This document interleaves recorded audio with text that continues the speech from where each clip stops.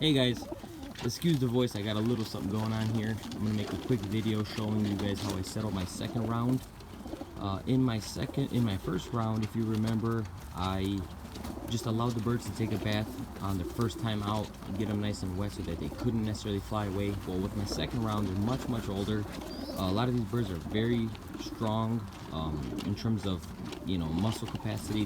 I'm sure they could just get up in the air and fly away if they wanted to, and that's what I'm trying to avoid. So credit to this video goes out to Dr. Lamberton. He came up with the idea for it. I'm just recycling it. Basically, I'm going to dunk each bird, get them nice and wet.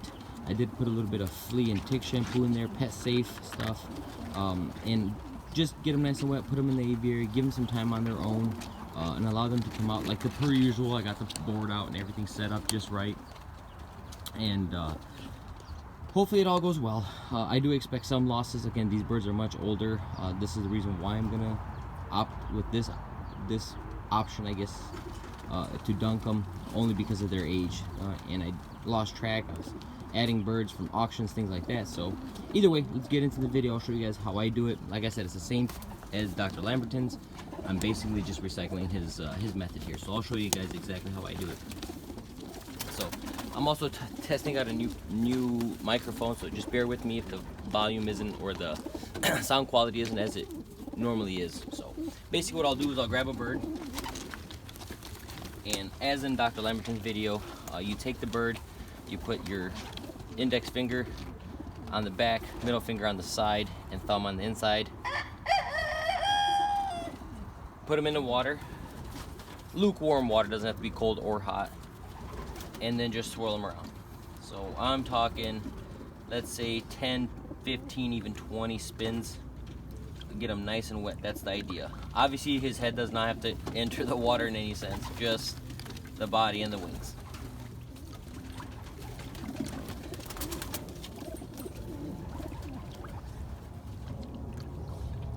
As long as he gets nice and soaked.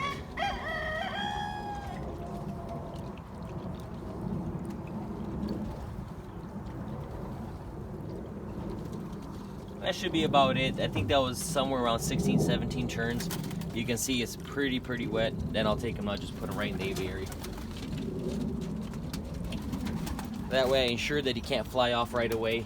Give him a minute to relax, and I'll move on to the next bird. Like I said, some of these birds are very old. They're already going through their molt. And even though, yes, it is, a procedure to do this,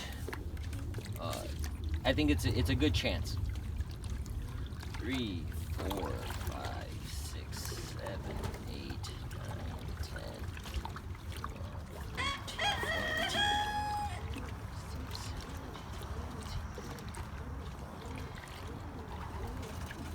That's pretty much it, guys. I'll do them all that way. Hopefully we'll get them to settle just right. Allow some of those bubbles to go down, and I only got 26 more to go, so shouldn't take too much longer.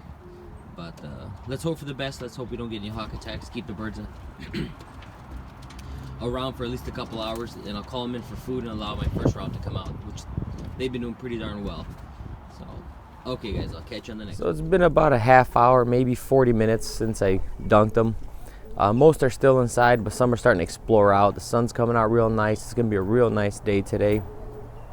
Perfect for flying. And it's exactly what I wanted them to do. They're coming out, they're cleaning, they're preening.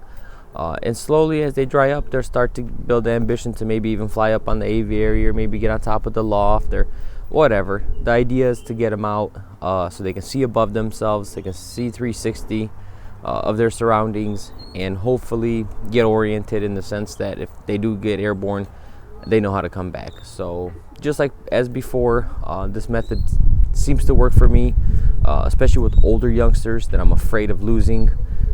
If it was my choice, honestly, I'd just bathe them and call it a day. But since, like I said, they were much older, some of these birds were close to 3-4 months old, I wanted to be sure that I gave them the best chance, or I gave myself the best chance, so I don't just throw them away.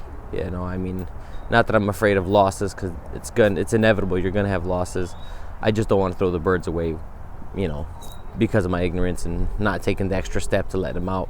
the right way. So take it for what it's worth, guys. I mean, like I said, I'm not the end all to pigeon management here. You guys choose what to do. I'm just showing you guys how I've done it, and we'll see how she goes. I'll leave them out for another few hours. I got some backyard projects I need to get done, which is awesome, and probably call them in sometime this afternoon, see how she goes. All right, guys.